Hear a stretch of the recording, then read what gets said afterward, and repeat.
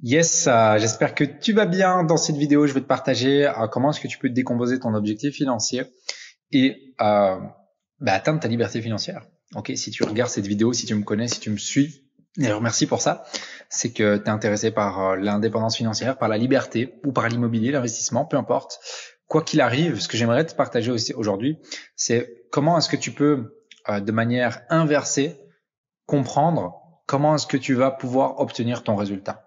D'accord? Si ton résultat, c'est d'obtenir un certain montant financier grâce à l'immobilier et que tu veux du coup atteindre ta liberté financière. D'accord? Parce que tu vas voir, je vais te le partager aujourd'hui, c'est que quand tu as un objectif financier, que si tu veux dégager par exemple 2000 euros par mois de l'immobilier, ben en fait, c'est pas si compliqué. En fait, c'est pas si compliqué. Il faut juste comprendre comment est-ce que tu vas pouvoir y arriver et mettre en place un plan.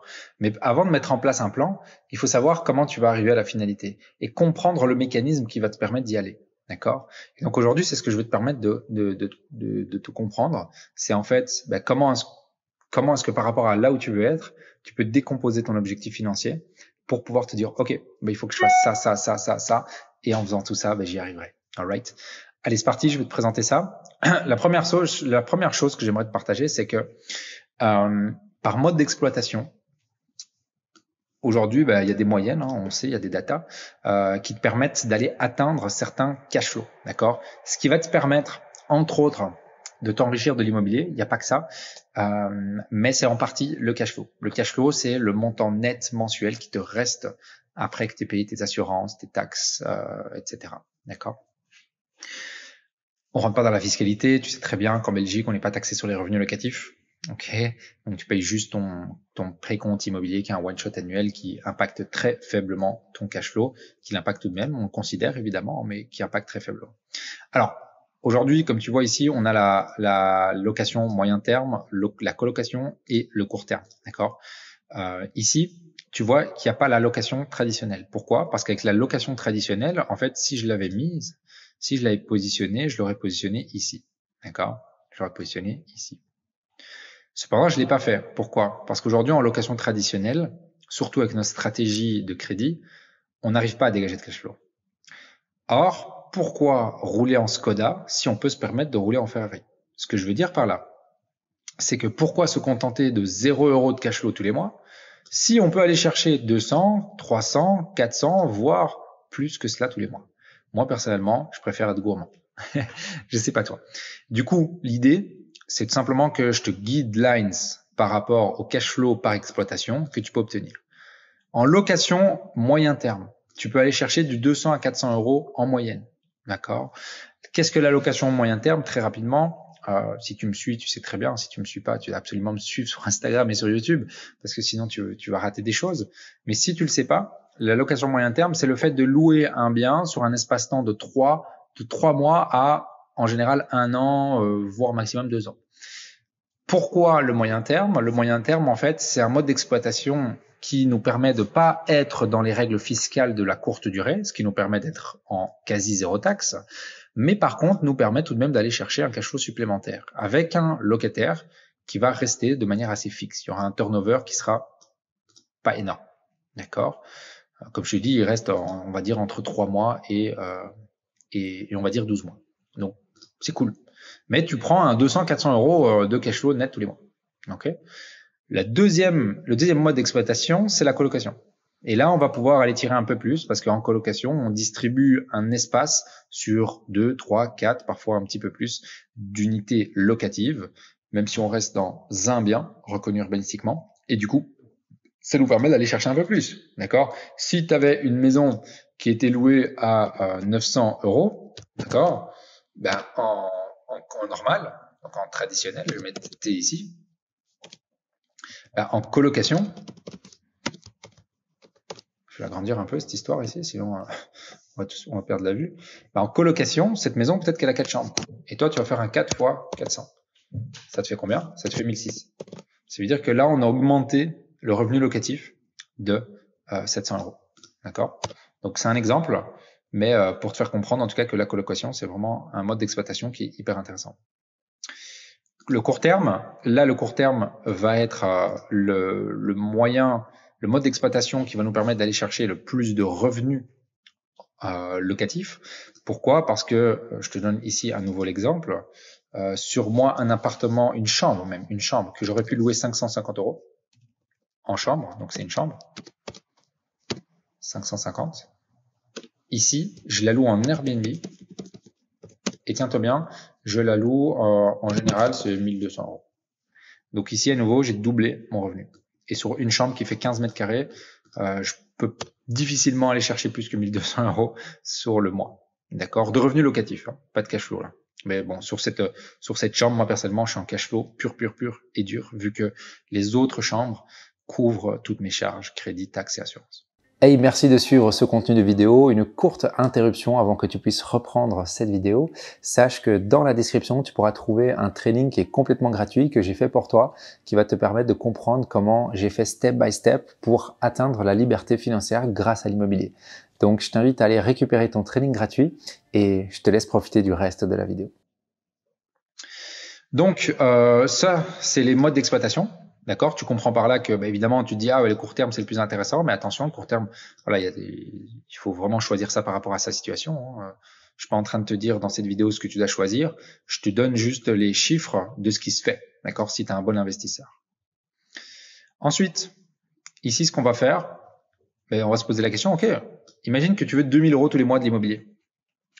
Combien de biens tu dois avoir finalement, du coup, par rapport à ces informations que je viens de te donner ici? C'est assez simple, hein, c'est une question de maths. Donc ici, combien de biens dois-je avoir pour générer ce revenu? En moyenne, tu verras que tu vas faire 200 à 1000 € de cash flow net par bien. D'accord?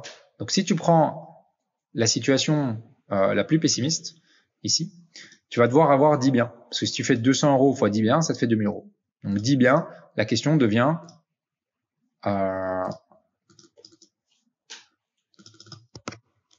combien de temps pour 10 biens. Okay. Si tu es un investisseur, je veux dire, qui est assez bon, ça te prend 10 ans. Ça va te prendre 10 ans. Parce qu'au minimum, tu vas acheter tous les ans. Ça, c'est la pessimiste des situations. D'accord? Parce que aller chercher 200 € de cash flow par bien, à moins que tu fais tout le temps du 125% et que en fait tu deviens multipropriétaire de 10 biens en ayant mis pendant 10 ans 0 € d'argent, je peux te dire que ok, il y a peu de cash flow, mais quoi qu'il arrive, tu arrives quand même à tes 2000 € par mois ici. Mais en plus de ça, il suffit que tu revendes un bien ou que sais-je, tu calcules une plus-value latente, je peux dire que là, tu vas commencer à sourire. Alors, la situation pour moi la plus réaliste, c'est de pouvoir obtenir ces 2000 € en 5 années. En 5 biens. 5 biens, 5 années. 5 années. Pour moi, ça, c'est quelque chose qui est complètement réalisable. Si tu es un bon investisseur, que tu arrives à aller chercher du 400 € par bien, t'es good. Parce que regarde, ici, sur le moyen terme, tu es sur la fourchette haute. Ici, en colocation, tu es sur la fourchette moyenne et en court terme, tu es sur la fourchette faible. Ça veut dire que quoi qu'il arrive, pour moi ici, selon ces chiffres qui sont des datas sur nos propres investissements et les investissements de nos membres, c'est quelque chose qui est complètement réalisable. D'accord? Donc, en 5 années, est-ce que le jeu en vaut la chandelle pour toi d'investir en toi, de savoir comment faire des deals d'investissement, de bosser comme un fou pendant 5 ans pour générer 2000 € par mois de manière autonome? Encore faut-il que tu saches comment gérer tes biens de manière automatisée, mais je suis certain que j'ai des vidéos là-dessus sur YouTube ou sur Insta, mais en 5 ans, pour moi, tu peux le faire.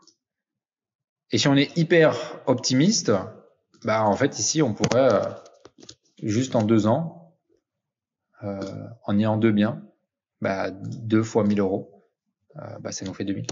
Okay. Imagine que tu as 2 Airbnb qui tournent à 1000 € de cash flow, tu y es.